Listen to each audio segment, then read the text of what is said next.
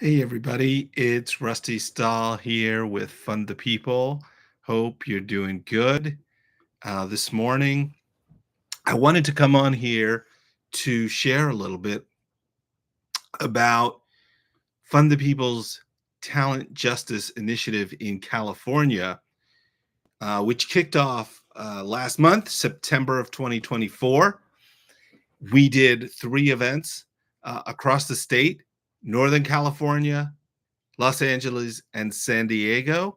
And we had 132 people come out across the three events total. So it was a fantastic participation. And we learned a lot about doing events like this and also what's on people's minds about talent justice, talent investing, the both the need for, the value of, and the significant barriers to investing in the nonprofit workforce in communities across California and really all across the United States and in some sense across the world. Um, it's really a lot of it is applicable anywhere you go, at least across the United States. That's the area I know about. So I wanted to come on here and share a little bit about what we heard and how it all adds up and what we're going to do with it. So, uh, who came to these events? Well, we invited funders from philanthropic foundations and other kinds of philanthropic grant making entities. We invited nonprofit professionals of all stripes, and we invited intermediaries, the consultants, the scholars, the capacity builders, the associations that support both philanthropic institutions and nonprofit organizations. So we had, broadly speaking, these three, stakeholder groups in the rooms.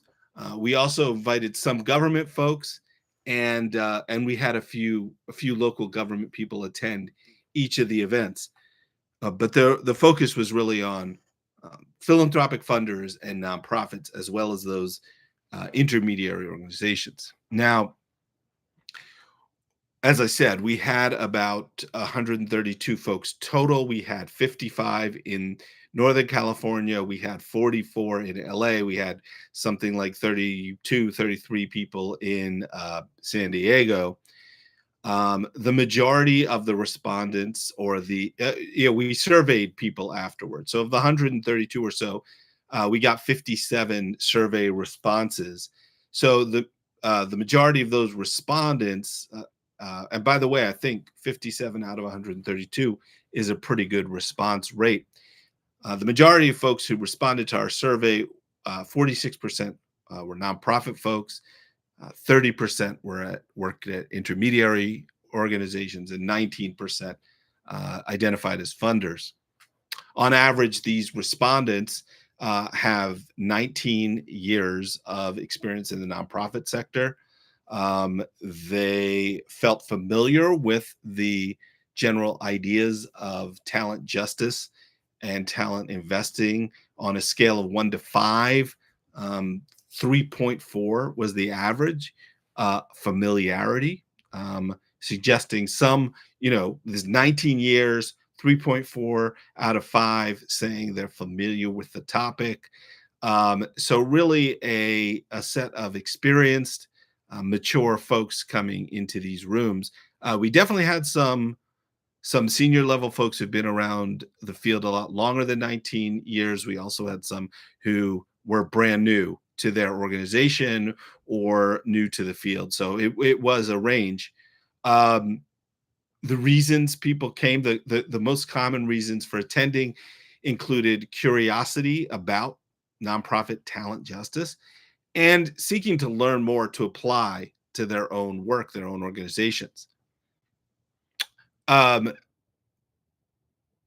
what people liked the most was the kind of dialogue we created in small groups. We had people, attendees at all the events, got to caucus with people in similar roles. So we had small groups of funders meeting. We had small, at the same time as the nonprofits met in small groups, and the intermediaries met in small groups. And then later in the event, we had what we call silo busting dialogues, where people from all three of those stakeholder groups mixed up into small groups of anywhere between, three or five, and then some were larger depending on the size of the event, the size of the space we had, and how people were seated and all of that. So some groups were, closer to 10 people meeting, but they all had a mix of, at least one funder, nonprofit, and intermediary in all those groups. And people found both the caucuses and the silo busting dialogues extremely valuable, and wanted more of that. uh, we also had presentations, framing, context setting. That was less popular because it was a little more slide showy. It was a little more front of the room attention. But we were very thrilled to have, um, you know, both Fund the People get to present from our Funding That Works framework, offering the context of our framework, which our presentations focused on both what is the problem, what is the crisis, what is the challenge facing the nonprofit workforce, and then later in the event, what's a frame for solutions? How do we tackle this complex problem that we're talking about here? And then we also have partner groups come into the space and share. We had amazing partners on these events from Cal Nonprofits, the statewide association of nonprofits in California, Philanthropy California, which is the uh, meta association of these three funder networks in the state: Northern California Grant Makers, Southern California Grant Makers, and Catalyst of San Diego and Imperial counties. We were thrilled to partner with each of those regional associations of grant makers for their respective regional event. Um, and we had other networks participating as outreach partners, local nonprofit networks in particular, which was just awesome. So those some folks from those networks presented, offering context about what's happening in the nonprofit sector and the nonprofit workforce in their region or their community, and that was extremely valuable as well. But really, you know, people can go on webinars and get the research, or go on our website and take our course, our Funding That Works course, and get the framework. What people can't get as much and don't get as much is opportunities for silo busting dialogue. And so let me talk about that for a second. So silo busting dialogue is sort of our signature MO, modus operandi, the way we work at Fund the People. And we've been doing this since the beginning. In fact, one of our um, guiding principles is that the voices of all stakeholders need to be at the table if we're going to advance equity, effectiveness, and endurance in the nonprofit workforce. The voices of all stakeholders. So that's been part of our theory of change. That our guiding principles are part of our theory of change since, I think, 2015, 2014, 2015, when we were founded in 2014. But I think our theory of change sort of got approved by our advisory group in 2015. And so we've done events in the past, both online and in person, that bring together funders, nonprofits, and intermediaries. In particular, I'm thinking of two what we called funder retreats that were national, that we did back in 2016, 2017. And those were very successful events. But being national, they were limited in who could get there, who got invited. And they were mostly funders, but definitely we also were intentional about inviting nonprofit folks to come as speakers, but also to stay and participate fully, as well as our colleague intermediary organizations. But I think we've taken it to the next level with these events because it was not set up as a funder retreat that we happened to invite these other people to. It was set up as a silo busting event. It was intentional, it was explicit. And this is just a rare, all too rare thing in our field.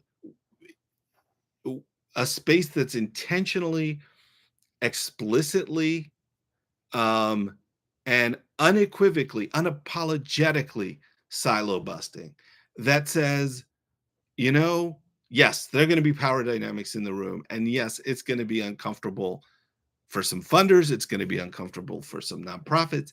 It might be uncomfortable for everybody, at least for a while. But we're going to do it anyway because we've got to talk to each other. We've got to have venues that are not transactional about making a grant or getting a grant. We've got to have conversations that are less transactional and more transformational, that bring us together as colleagues who have a shared concern with the health and well-being of our sector, of our workforce. And when funders just talk to each other, it's extremely valuable for the people in that room, right? And that's a lot of where funders get, the space to share their challenges and their difficulties and some of the things they don't want to say publicly, about their organizations or their struggles. And that is real. That is very necessary. And the same thing for nonprofit folks. They need space to say, hey, how do you do this thing? And does anyone have a model or a template that I can just borrow because I don't have time to make it up or money to go pay for it? You know, so we all need our caucuses. We all need our identity caucuses. We all need our role caucuses in terms of functions, in our organizations, whether it's executive or program or fundraising or comms or finance. And we all need our type of institution caucuses. The nonprofits get together, the funders. But we also need these silo busting spaces. Because one of the challenges to investing in the nonprofit workforce, one of the barriers that's holding us back is the fear, the distrust, and the silence about the need, the significant, overwhelming, existential need for investing in our workforce. And because nonprofit folks don't feel empowered to or comfortable to, don't have the agency to, or don't claim the agency to invest. I'm sorry, to talk to their funders about what they and their staff need, um, to be able to sustain, recruitment, retention, morale, productivity, performance, um, of their teams. It's nearly impossible for nonprofits to talk about the issues of burnout, issues of compensation, issues of benefits, issues of retention, issues of internal conflict. It's nearly impossible to talk about that with your funder in any kind of honest way on a day-to-day basis. It's not what you're told to talk about. It's not what the funders want to hear. And it's hard for funders to talk about this stuff with their grantees or prospective grantees because they don't want to be overly invasive. They don't want to micromanage. They're trying to be more trust-based. They're trying to, be less, of a pain in the butt. to nonprofits. And so it creates a silence, and that silence becomes a lack of information exchange, and that lack of information exchange reinforces the way things are done. It just allows us to keep going in the way we've been going in terms of what gets funded uh, within grants, and it allows nonprofit salaries and benefits to remain well below water, well below what they need to be, and that is impacting everything. It allows nonprofit organizational culture to remain um, unsupported, and all of those challenges. So that's why we thought silo busting was so important, and really, I think that was validated by these events in Northern California, in LA, and in San Diego. And so all of this is leading up to these events are going to um, lead to our California Talent Justice Summit, which is an invitation only 200-person gathering statewide this December.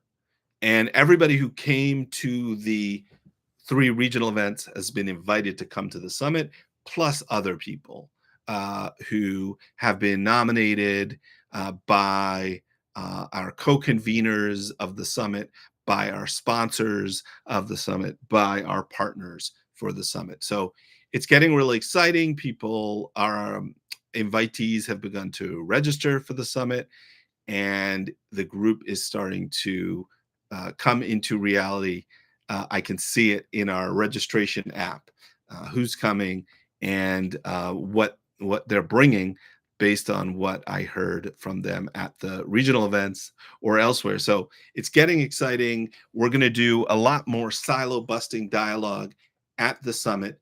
Plus, we have amazing speakers who are going to share um, cutting edge, current day research that's happening in California uh, to try to understand um, how to improve working conditions, job quality, and investment in nonprofit workers in various kinds of organizations, whether it's power building community organizing groups in Southern California through research done by All Due Respect, or whether it's workforce development workers and a participatory research project being done by Rework the Bay, a project at the San Francisco Foundation, um, or some of the other initiatives that we'll be highlighting at the summit.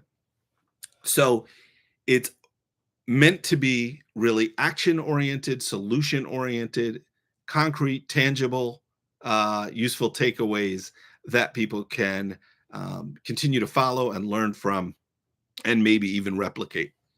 So I'm getting very excited for the summit. I was really inspired the uh, by the regional dialogue events.